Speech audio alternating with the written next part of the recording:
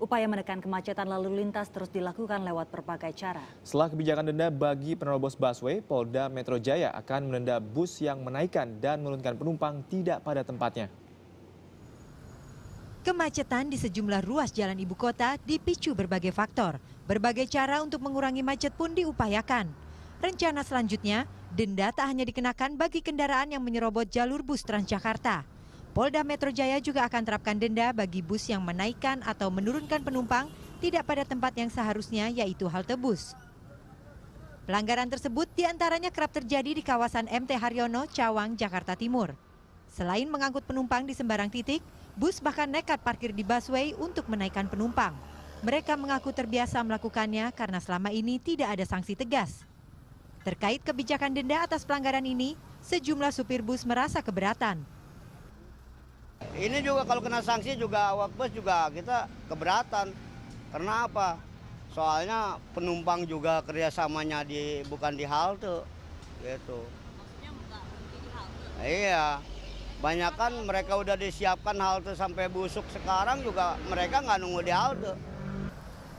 Di kawasan Rasuna Said Kuningan, Jakarta Selatan, bus Kopaja juga kerap turunkan penumpang di sembarang titik, terutama di ruas jalan yang menghubungkan Jalan Rasuna Said dan Dr. Satrio. Penumpang mengaku turun tidak pada tempatnya lantaran jumlah halte bus terbatas. Penerapan denda bagi supir bus ini pun ditanggapi dengan beragam. Ada yang menilai denda bukan solusi efektif untuk atasi macet. Aduh jangan deh, sekarang hidup makin susah kan.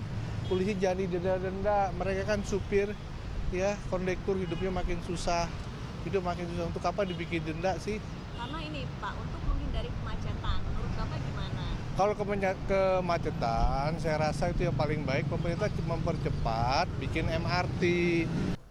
Sementara penumpang lain justru menyetujui kebijakan denda ini, asalkan kuantitas fasilitas halte telah mencukupi.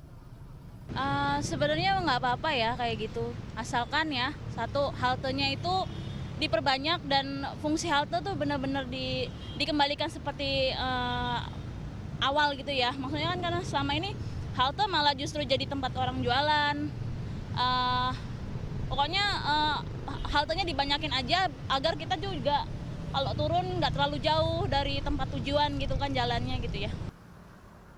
Polda Metro Jaya akan memberlakukan denda maksimal pada 3 jenis pelanggaran lalu lintas. Salah satunya kendaraan umum yang menaikkan dan menurunkan penumpang tidak pada tempatnya. Perluasan denda maksimal ditujukan untuk menekan pelanggaran lalu lintas yang memperparah kemacetan, utamanya di jalan protokol. Dan ini karena banyaknya pelanggaran-pelanggaran yang tadi item yang saya sebutkan itu, makanya kita masukkan mereka kepada kategori denda maksimal nanti.